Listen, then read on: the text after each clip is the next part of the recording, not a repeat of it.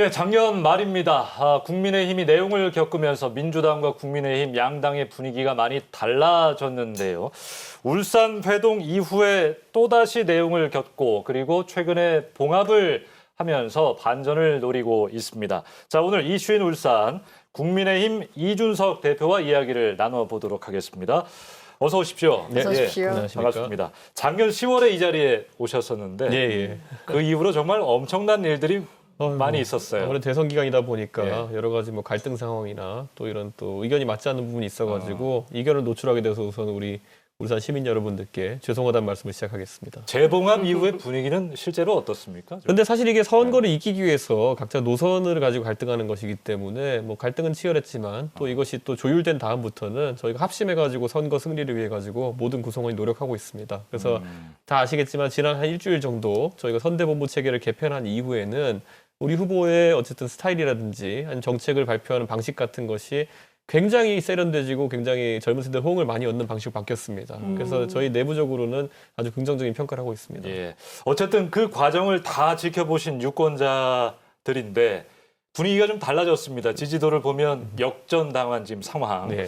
쫓아가고 있는 상황이죠. 그래서 그런지 국민의당 안철수 후보와의 단일화 이야기가 쭉 나오는데 단일화 없이 승리가 가능하다고 보십니까? 기본적으로 모든 정당은 단일화 없이도 본인들이 승리할 수 있는 여건을 만들기 위해서 최선의 노력을 다해야 됩니다. 그리고 단일화 같은 경우에는 일반적으로 과거 DJP처럼 예. 지역 간의 결합이나 이럴 때는 그것이 겹치는 점이 없어가지고 상당히 효율을 낼 수 있는 구조지만은 지금 우리 후보와 안철수 후보 같은 경우에는 우리 후보가 원래 상당한 지지층을 형성하고 있던 젊은 층이 일부 이제 우리 후보가 하는 모습을 보고 실망해서 잠시 안철수 대표에게 이전되어 있는 상황이기 때문에 이 차라리 단일화보다는 우리 후보가 원래 강점을 가졌던 모습을 되찾아서 그 지지율을 되찾아오는 것이 옳은 방법이다. 저희는 이렇게 판단하고 있습니다. 요즘 20대를 아주 겨냥해서 네. 따로 이렇게 유권자들을 이렇게 표심을 좀 공략하고 계신 것 같은데요. 좀 그 이유가 있을까요? 기본적으로 그 보수 정당이 지난 6월 전당대회 이후에 추구해왔던 반년 가까이 추구해왔던 방식이 결국 기존의 전통적 지지층과 그리고 젊은 지지층을 결합시켜가지고 선거에 임하는 방식입니다. 예. 이걸 언론에 따라서 세대 결합론 또는 세대 포위론이라고 이야기하는데 이것은 기존의 보수 정당이 선거 때마다 전략으로 삼았던 영남 몰표, 그다음에 충청권, 강원권 선전을 일어난 그런 지역구도의 선거와 대비되는 방식입니다. 그래서 이것에 적응하는 과정 중에 저희가 어려움이 있었는데 그래도 서울시장 보궐선거 그리고 또 지난 전당대회에서의 그런 분위기를 되살리기 위해서는 세대 결합론으로 가는 것이 옳다라는 판단 하에 저희가 움직이고 있습니다. 지역 울산 선대위 출범이 지금 민주당보다 한 달 이상 늦어지고 있거든요. 네. 오늘 기사 보니까 15일에 한다고 하더라고요.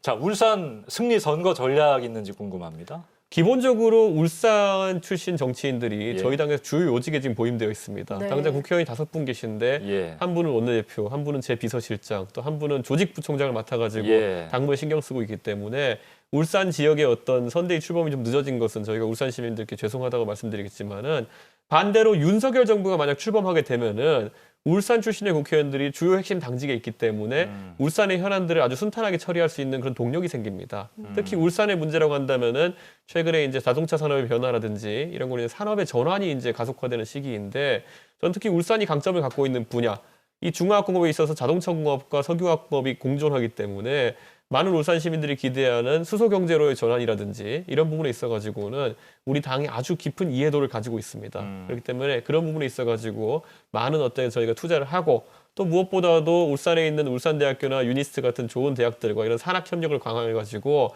자동차와 석유화학 산업 이후에 울산의 미래는 무엇인지에 대해 가지고 저희가 깊은 고민을 해서 울산 주민들에게 전달하도록 하겠습니다. 예. 네, 그러면 윤 후보는 이제 울산 회동 이후에 15일에 처음 울산을 방문하는 거죠? 네, 그러네요. 그렇습니다. 예. 그러면 이제 김기현 원내대표도 밝혔지만 조만간 구체적인 공약에 대해서 말씀을 하실 텐데 어떤 내용들 좀 담고 있을까요? 기본적으로 울산에 있어 아까 말했던 산업의 전환이 중요하고 특히 현대자동차 같은 경우에 울산의 핵심 기업 중에 하나인데 자동차 산업이 내연기관차에서 전동화 플랫폼으로 넘어가기 시작하면서 부품이라든지 인력 수요라든지 이런 게 줄어들고 있는 상황입니다. 그리고 아까 제가 언급했던 그를 대체할 수소 연료전지 자동차라든지 이런 부분이 기존과는 다르게 뭐 완성차야 울산에서 지금 제작이 되지만은 상당수의 부품 같은 경우에는 송도나 아니면 충청북도 지역에서 이제 생산되는 등 이게 분산이 되어가고 있는데 저희가 봤을 때는 울산의 어떤 특수한 상황 속에서 경쟁력을 높이기 위해서 그런 부품 산업까지 전부 다 이제 울산 쪽에 유치할 수 있으면 좋겠다 이런 생각을 하고 있고 전국적으로 이 수소 경제에 기반이 될 수 있는 지역들이 몇 군데 없습니다. 지금 울산의 그런 어떤 지리적 그런 위치가 좋은 것도 있고요. 왜냐하면 석유화학공고가 있기 때문에 부생수소를 활용할 수 있는 그런 여건이 됩니다. 그리고 또 이제 전북 완주에 이제 현대차 성형차 공장이 있기 때문에 그런 걸 시도할 수 있는 공간이 있고요. 그런데 울산의 경쟁력이 굉장히 월등하기 때문에 저는 그런 것들을 키우기 위한 노력들이 굉장히 중요하다 이렇게 보고 또 최근에 울산 공항 이슈가 이제 대두된 것으로 알고 있습니다. 예. 근데 울산 같은 경우에는 기업 도시로서 그러니까 비즈니스 도시로서 그 경쟁력을 갖추기 위해서는 기업인들이 자유롭게 왕래할 수 있는 그런 공항이 필요한 것이 사실입니다. 특히 지금은 울산공항이 단거리 이제 국내선 노선 위주로 운영되고 있는데 또 거기에 추가해서 활주로나 이런 걸 시설을 늘리지 않고도 단거리 국제선 등 같은 경우에는 해외 바이어들이나 이런 분들이 진입하기 굉장히 유리한 여건을 조성합니다. 그렇지만 이런 문제까지 포괄적으로 기업하기 좋은 환경, 기업도시 울산에 기업하기 좋은 환경을 활성화시키기 위한 여러 공약을 저희가 준비하고 있습니다. 예, 오늘 후보하고 롤 개막전을 다녀오셨어요? 예. 예, 뭐 어떻게 표현하셨습니까? 그거 보시고. 그 후보가 네. 지금까지 그 게임이라고 하면요. 네. 원래 게임을 정치권에서 이야기할 때는 보통 가장 입김이 센 곳이 학부모였습니다. 학부모의 관점이 게임 정책에 많이 투영되어 가지고 꼭 금지해야 되고 막아야 하고, 막아야 되는 시간을 어떤 사람으로 정하고. 많이 예. 인식이 됐었는데 우리 후보가 하태경 의원 등의 조력으로 인해 가지고 게임에 대해서 완전히 다른 관점을 가지고 있다는 걸 보여준 것입니다. 게임이라고 하는 것은 지금의 젊은 세대에 있어 가지고는 아주 그리고 편리하게 그리고 상대적으로 저렴한 비용으로 여가선용을 할 수 있는 그런 도구이기도 하고요. 그리고 또 다른 사람과 어울려서 게임을 하면서 교류할 수 있는 수단이기도 합니다. 그리고 어제 후보가 본 것은 오프라인에서 그 게임을 보기 위해서 모인 인원들이 모인 아레나, 스타디움 같은 것도 충분히 조성될 수 있기 때문에 예. 이것이 상당히 경제의 산업으로서 역할을 할 수 있다는 생각까지 후보가 하게 된 것 같습니다. 그래서 지금까지 어떤 정치인도 갖지 못했던 게임 산업에 대한 산업 측면에서 접근을 우리 후보가 시도하고 있는 것이기 때문에 젊은 층이 많은 기대를 갖고 있는 것 같습니다. 예, 젊은 층 공약을 뭐 민주당도 그렇고 국민의힘도 지금 아주 집중을 하고 있는데 특히나 노출이 많은 그런 어떤 정책들, 메시지나 그런 것들 보면 2대 남을 또 따로 분류하는 20대 남자들을 또 따로 분류하는 그런 공약들, 정책들이 많아요. 굳이 이걸 나눠서 젠더 문제를 좀 더 가속화시키는 거 아닌가 이런 우려도 좀 있는데 어떤 생각이세요? 우선 젠더가 얽힌 정책이라고 한다면 여성가족부 폐지를 저희 후보가 공언한 것을 들 수 있을 텐데요. 그런데 이 여성가족부 폐지 같은 경우에는 어떤 남성팀, 여성팀 이렇게 과거 가족오락관처럼 이렇게 볼 것이 아니라 결국에는 이 효율성이 이제 떨어진 부처 또는 설립 목적 자체가 퇴색한 부처에 대한 구조조정의 의미로 보시면 될 것 같습니다.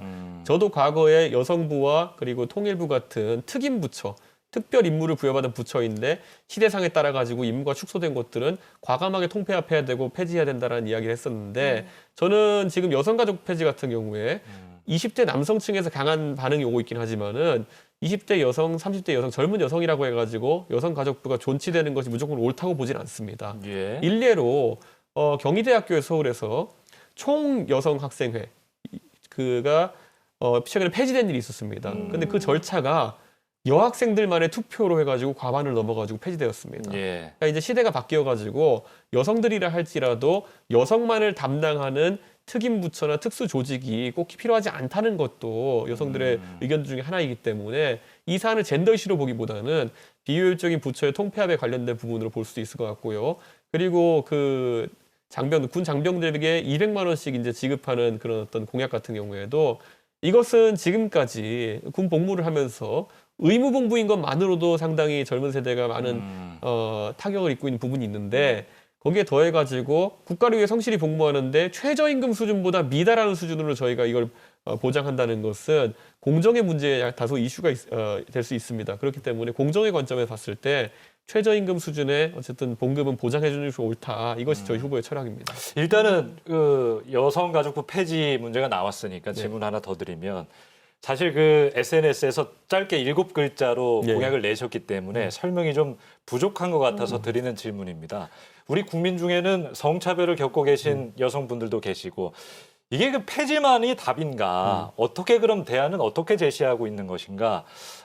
설명이 좀 필요할 것 같아요. 과거에 여성부가 있었습니다. 근데 여성부가 그 당시에 이제 처음 설립되었을 때는 제가 말씀드린 것처럼 특임 부처이기 때문에 아주 구체적인 가부장제적인 요소를 우리 사회 전반에서 걷어내고 그리고 예를 들어 호주제 폐지라든지 이런 가시적인 성과가 있는 시기가 있었습니다. 근데 어느 시점 이후에는 그런 제도적 개선이 이루어지고 난 다음에는 여성부가 어떻게 보면 캠페인만 하는 부서처럼 돼버렸습니다. 예. 여러 가지. 그러다 보니까 나중에 그래서 이명박 정부 시절에 가족 업무를 붙여가지고 여성 가족부로 개편된 겁니다. 보건복지가족부에서 가족 업무를 떼와서. 그럼 최근에는 이 업무도 여성부가 수행하기 좀 어려운 상황이라 가지고 뭐 게임 셧다운제라든지 자꾸 업무를 떼와서 붙이는 상황입니다. 왜냐하면 부처의 존속을 위해서 필요한 최소 업무들이 지금 구성되지 않고 있기 때문에. 그래서 저는 이 부분에 대해 가지고는 젊은 세대들 사이에서는 이미 이 여가부 폐지 문제 같은 경우에 한 2, 3년 동안 굉장히 공론화가 많이 되어 있습니다. 그렇기 때문에 우리 후보가 소위 말하는 7자 공약을 낸다 하더라도 젊은 세대는 바로 그 의미와 그 뒤에 있는 함의 그리고 논쟁적인 사안들을 다 파악하고 있기 때문에 바로 이 정책에 반응해가지고 표심으로 답하고 있는 것이다 생각합니다. 네, 울산 지금 인구가 사실 많이 줄고 있고 출생과 관련돼서도 문제가 참 많지 않습니까? 얼마 전 출산 부모에게 100만 원씩 1년간 지급하겠다 이런 공약을 좀 제시를 하셨는데 올해부터 태어나는 모든 아이에게 천만난 이용권 200만 원이 지급이 되고 있습니다. 그럼 이걸 좀 더 확대해야 된다 이런 이야기신가요? 저희는 당연히 그런 취지의 확대의 의미도 있고요. 지금 그 출산율 문제라고 하는 것은 결국에는 출산에 따른 어쨌든 비용 부담 또는 기회비용이라는 것이 있기 때문에 뭐 여성의 경우에는 경력 단절이 일어날 수도 있고 하는 것 때문에 출산에 부담이 큰 것이고 실제 결혼을 하는 비율이 낮다라는 것도 지금 문제가 되고 있는 것인데 네. 결혼을 또 꺼리는 이유 중에 하나가 무엇이냐면은 그 생활에 필요한 충분한 비용이라든지 의식주를 문제 해결할 수 있을 정도의 소득 수준을 확보하는데 걸리는 시간이 좀 더 길어졌기 때문이다 이런 분석도 있기 때문에 그것을 저희가 보전소득 차원에서 월 100만 원씩 1년간 지원하게 되면은 결혼을 결심하는 시점 자체도 좀 단축되지 않을까 그런 인식을 바탕으로 해서 저희가 이런 정책을 준비하게 되었습니다. 그 양당이 좀 내놓은 공약들 보면 이 재정 마련을 또 어디서 해야 될 것인가 이런 이야기들도 많지 않습니까? 어디서 좀 재정을 확충할 생각이십니까? 저희가 굉장히 지금 안타깝게 보는 것이 문재인 정부 들어선 뒤로 코로나 등으로 인해 가지고 굉장히 경제 사정이 안 좋은데도 항상 매년마다 세수는 남아가지고 저희가 지금 그것을 어떻게 쓸까를 가지고 고민하다가 코로나 재난지원금을 뿌리기도 하고 이렇게 하는 상황인데 저희는 기본적으로 세수의 일정 부분은 다시 또 줄여야 되는 부분도 있겠지만은 어쨌든 늘어난 세수 수십조에 달합니다. 이 부분에 대해 가지고는 국민들이 가장 시급을 요하는 사안에 있어서 저희 지원을 해야 된다 이런 생각이기 때문에 아까 말씀드렸던 출산율 공약이라든지 아니면 여러 가지 산업 지원책이라든지 이런 것들을 최우선으로 해가지고 지급할 계획입니다. 추가 세수가 그럼 없다면은 할 수 없는 공약이 될 수도 있다는 이야기입니까? 그런데 지금 이미 부동산 세제 등을 개편함으로 인해 가지고 추가 세수가 예년에 비해 가지고 뭐 몇십조 단위로 거치고 있는 상황이기 때문에 저희 입장에서는 이 부분을 최대한 국민들이 시급을 요하는 사안으로 다시 돌려드리는 것이 방법이다 이렇게 생각하고 있습니다. 예. 네, 김기현 원내대표도 말씀했습니다만 아직 울산 공약이 구체화되지는 않았잖아요. 네. 그러면 울산은 원전 지역이죠. 네. 원전을 키워야 된다 뭐 이런 이야기인가요? 기본으로 울산 같은 산업도시의 경우에는 저렴한 전기요금의 혜택이 무엇보다 시급한 그런 상황입니다. 왜냐하면 산업에 있어가지고 원가 구조에서 갈수록 이제 전기나 아니면 이런 게 차지하는 비용이 커지기 때문에 그런 부분에 있어서 울산이라는 산업도시의 경쟁력을 유지하기 위해서라도 저렴한 양질의 전기 공급은 필요로 합니다. 그런데 문재인 정부가 제시한 에너지 전환 계획에 따르면은 저는 장기적으로 지금 전기 요금이 상당히 오를 것으로 예상되는 상황 속에서 산업도시 울산의 경우에는 물론 원전과 인접한 지역이기 때문에 안전 문제에 대해서는 저희가 어느 때보다 더 많은 투자를 해야겠지만은 이런 정책의 전환이 필요하다 이렇게 생각합니다. 아까 SNS 공약 발표 이야기를 잠깐 했습니다만 이틀에 한 번씩 지금 나오고 있죠? 예. 그럼 내일인데 울산 오신 김에 미리 좀 공개를 해주시면 안 됩니까? 뭐 어떤 저희가 게 있을까요? 이틀마다 이제 2개씩 내놓고 있는데요. 네. 내일 저희가 오늘 제가 아침에 녹화를 하고 왔습니다만 내일 저희가 발표할 공약은 아마 모든 국민들이 느끼고 있을 만한 불편함인데요. 은행 업무를 모바일 뱅킹 업무를 할 때 좀 불편한 지점을 저희가 또 발굴해서 저희가 그 부분을 개선하겠다는 공약을 하나 드리겠고요. 그리고 오늘 또 저희가 녹화한 것은 그 울산이 기업 도시 아니겠습니까? 그러다 보니까 비즈니스 목적으로 이 코로나 상황에서도 해외를 드나들어야 되는 그런 기업인들이 많고 할 텐데 그 기업인들이 해외를 다닐 때 지금 비행기 값도 상당히 비행기 운항이 축소되어가지고 비싼데 거기에 더해서 부가 비용으로 내는 것이 있습니다. 그것을 좀 절감할 수 있는 방안을 저희가 마련하려고 합니다. 알겠습니다. 어쨌든 뭐 그런 방식들 이준석 대표가 다시 합류한 이후로 어떤 선대위의 분위기가 젊고 빨라지고 직선적이다 뭐 이런 느낌이 좀 드는데 사실은 그러면서 고민이실 것 같은 지점이 뭐냐면 대선 국면에서는 당 대표보다 후보가 전면에 나서게 되고 돋보이고 이렇게 돼야 또 승리까지 가는 것이고 할 텐데 이런 것들이 후보의 생각이다라고 느껴지기보다 아 이거 이준석 대표의 생각일 거다. 뭐 20대들은 그렇게 느낄 것 같거든요. 네. 후보보다 당대표가 지금 더 돋보이는 상황들 본인은 어떻게 느끼십니까? 실제로 울산 저희가 회동 이후에도 울산 합의 이후에도 그 다음날 부산에 가서 유세하면서 빨간 옷을 입고 하는 등 그런 것 때문에 아니 어떻게 당대표가 더 관심 받으려고 하느냐 이런 지적도 받기도 했고요. 그래서 그 이후에 제가 또 활동을 자제하고 이랬었는데 사실 우리 후보가 정치 신인이고 하다 보니까 우리 후보의 강점은 살리되 또 부족한 부분은 주변에서 많이 메워야 됩니다. 그렇기 때문에 후보에게 조력할 수 있는 게 있다면은 저뿐만 아니라 모든 당원들이 각자의 능력과 또 재능을 바탕으로 해가지고 후보에게 도움을 주는 것이 옳다 이렇게 보고요. 제가 만약에 후보보다 조금 더 돋보이는 부분이 있다고 한다면은 앞으로 후보가 더 돋보일 수 있도록 제가 그런 부분 잘 조정하도록 하겠습니다. 알겠습니다. 네, 단일화 이야기 조금 더 해보자면요. 최근 지지율이 조금 회복세를 보이고 있습니다. 그런데 이제 야권 단일 후보 적합도 조사에서 국민의당 안철수 후보가 굉장히 높게 나타나고 있는 추세예요.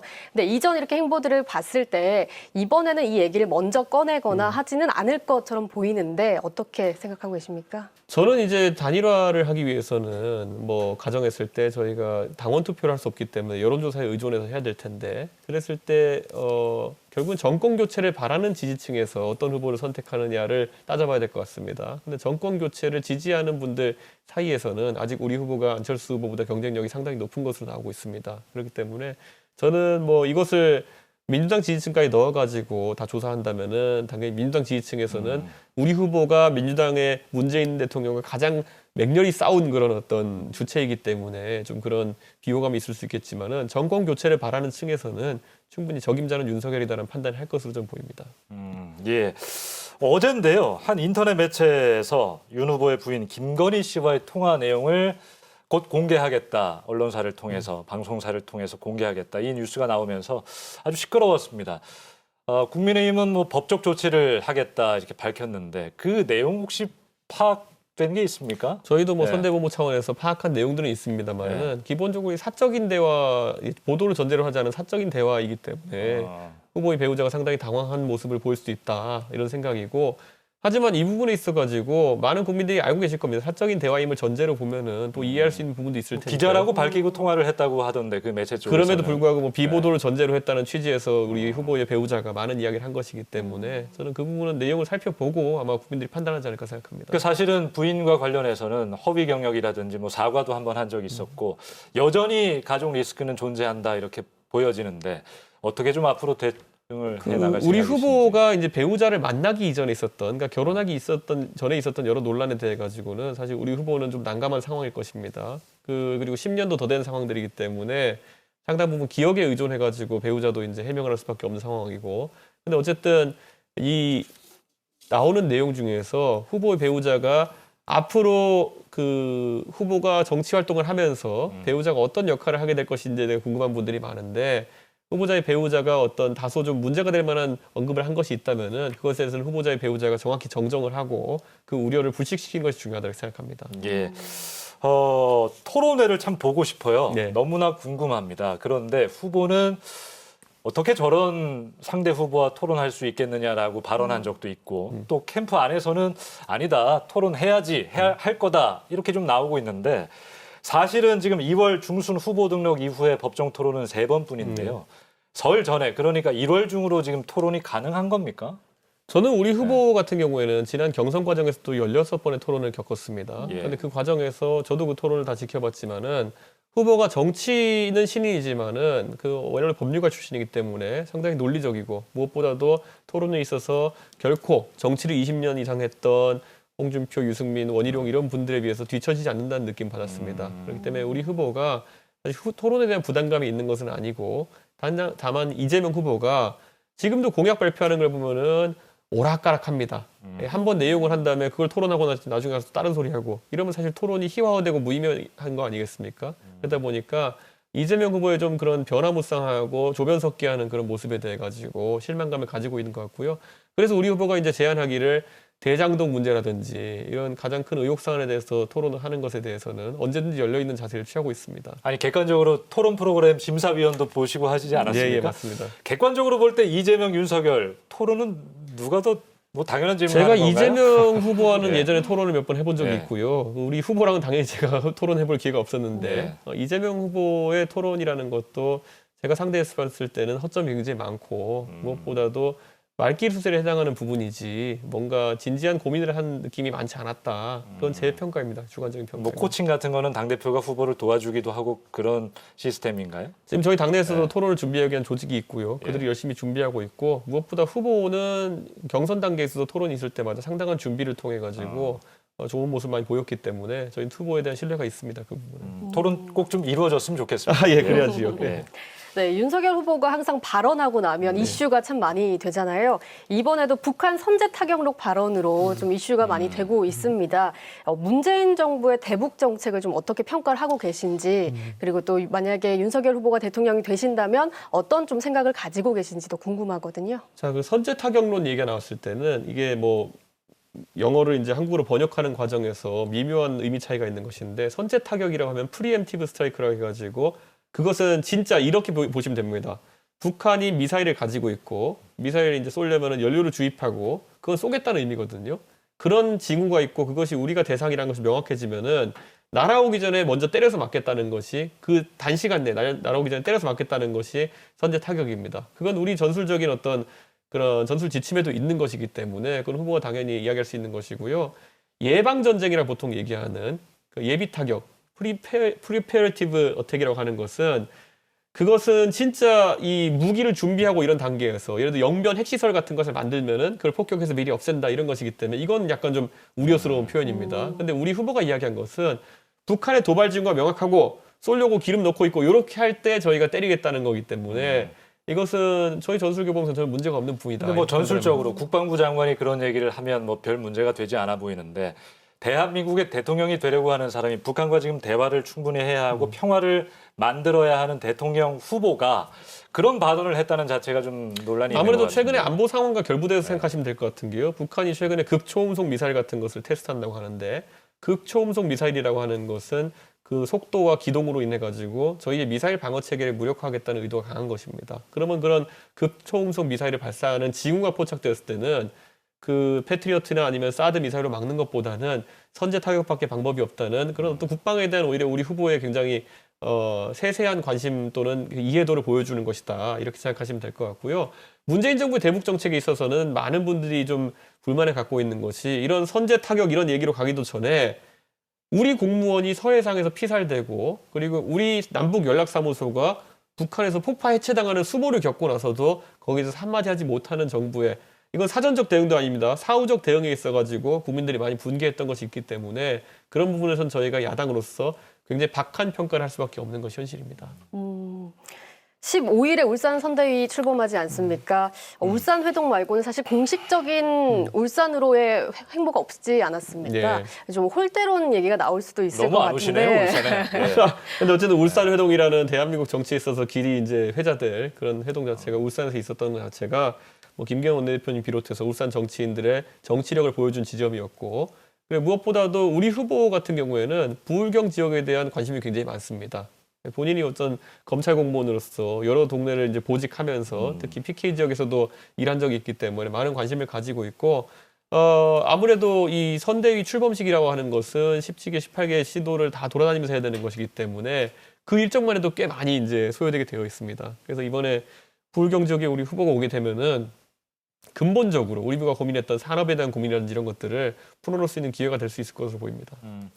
산업도시 울산이 가지는 어떤 대한민국에서 갖는 의미, 그 특성이 있지 않겠습니까? 그러니까 저희 시민들이 궁금해하는 건 윤석열 후보가 대통령이 되려고 하는데 과연 우리 지역을 얼마나 이해하고 있는가 그 지점일 것 같아요. 선대위 차원에서 후보 차원에서 이제 앞으로 공약을 내실 텐데 얼마만큼 좀 이해하고 앞으로 어떤 발전 전략을 갖고 계신지 궁금합니다. 저희가 이제 대선 시작하기 전부터 공약기구에서 논의된 사안들을 보면은 저희는 울산의 문제라고 하는 것을 결국엔 산업의 전환 과정 속에서의 울산의 산업의 재구성이라고 하는 그런 테마를 가지고 가고 있고 예. 무엇보다도 지금 이제 울산의 산학협력이라든지 이런 걸 통해 가지고 다시 한번 기업 도시로서의 연구 중심 도시로서의 그 위상을 세우는 것에 주력하고 있습니다. 그렇기 때문에 그런 부분에 있어 가지고는 후보가 당연히 우리 정책 조직의 도움 받아 가지고 울산 시민들께 합리적인 대안을 제시할 거로 보입니다. 예, 마지막 질문 드릴게요. 앞으로 좀 어떻게 하실 겁니까? 대선이 이제 얼마 남지 않았습니다. 우선 대선을 승리해야 됩니다. 대선 승리를 통해서 지금까지 정권 교체를 바라던 많은 국민들의 마음을 저희가 해갈해드리는 것이 중요하고요. 그리고 거기에 더해서 젊은 세대가 이렇게 정치에 관심을 많이 가진 적이 없었던 것 같습니다. 그들이 정치 참여해서 2021년도에 서울시장, 부산시장 보궐선거부터 시작했던 그들의 정치 혁명을 이번에 2022년 대통령 선거 승리로 마무리하면서 이제 대한민국 정치의 주요 시점에 젊은 세대가 큰 역할을 하지 않았습니까? 예를 들어 민주화운동 과정에 있어서도 87년이나 그 전에도 보면 굉장히 젊은 세대의 역할이 컸었던 것이고 지금도 바로 그 30여 년 만에 젊은 세대가 큰 역할을 할 기회가 왔다는 것을 제가 말씀드리고 꼭 큰 역할을 해내시길 기원하겠습니다. 예, 알겠습니다. 저희가 시청자들께 민주당 이재명 후보 측과도 이야기가 진행 중이고 조만간 인터뷰를 보내드릴 거라는 점 말씀드리고요. 오늘 이준석 당대표와의 인터뷰 앞부분 일부만 정규 방송으로 보내드리고 나머지 풀 버전은 저희 유튜브 UBC 공식 채널에 올려두도록 하겠습니다. 편집 없는 풀 버전을 올리겠습니다. 자, 이준석 국민의힘 당대표와 이야기 나눴습니다. 고맙습니다. 네, 감사합니다. 고맙습니다.